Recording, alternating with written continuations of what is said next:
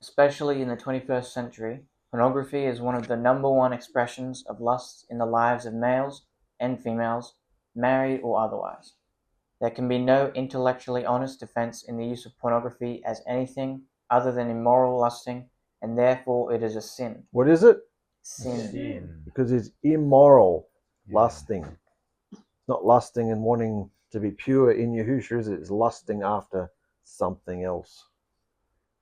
And there is no doubt that the widespread use of pornography has ignited the epidemic of adultery / breaking wedlock in our society.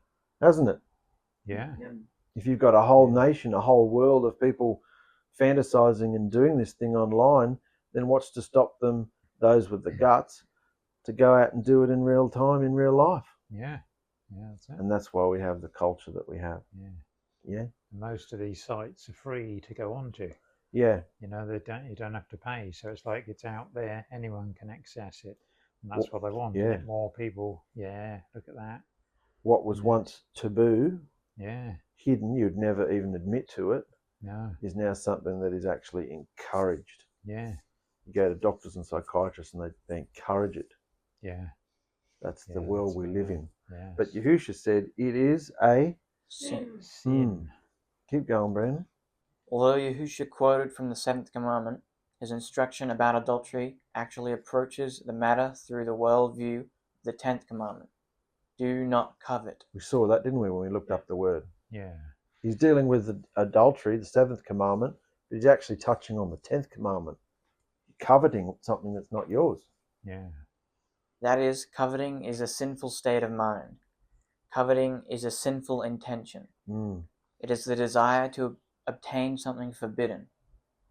Coveting is not the action itself, thus it is the disobedience to the 10th commandment, when the intent occurs, that ushers in the disobedience to the 7th commandment, when the actual behavior of adultery occurs.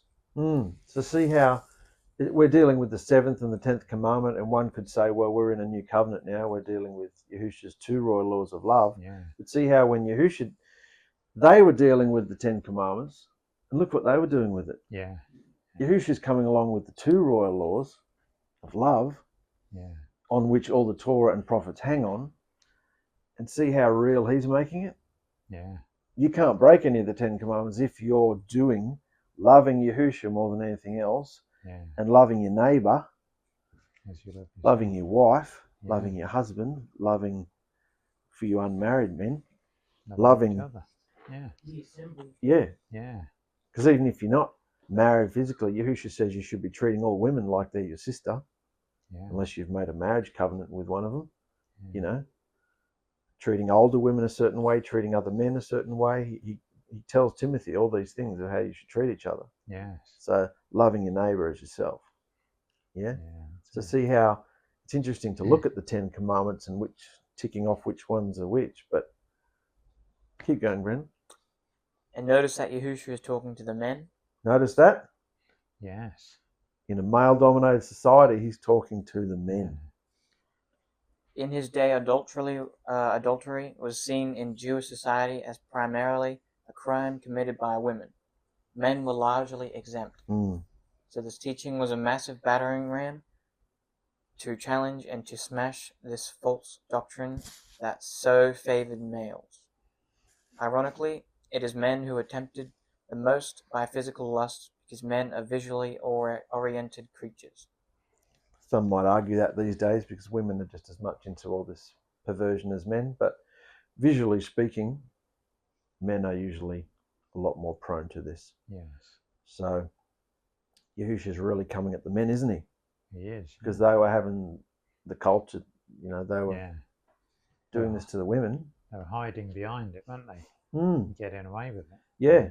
And they were very much, even if she hadn't committed adultery, I'm bored with you. Yeah. Letter of divorce, see you later. That's why later on he says, and we'll come to it, you can't just do that. Yeah, that's it. Who's reading next? Joe, you want to have a go, mate? This is why pornography is such a great and destructive temptation for men.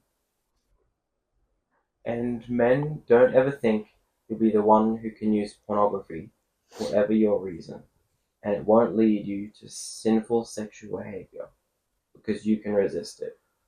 It is no different than the person who believes they can use cocaine and avoid becoming addicted. Is using pornography a sin? Of course it is, because it is lusting, coveting, after women or images that are not your wife. Yep. And yes, single men, it is similar for you, since you are still spiritually married to Yahusha. It is lust and the fantasizing it produces that leads to wrong sexual behavior.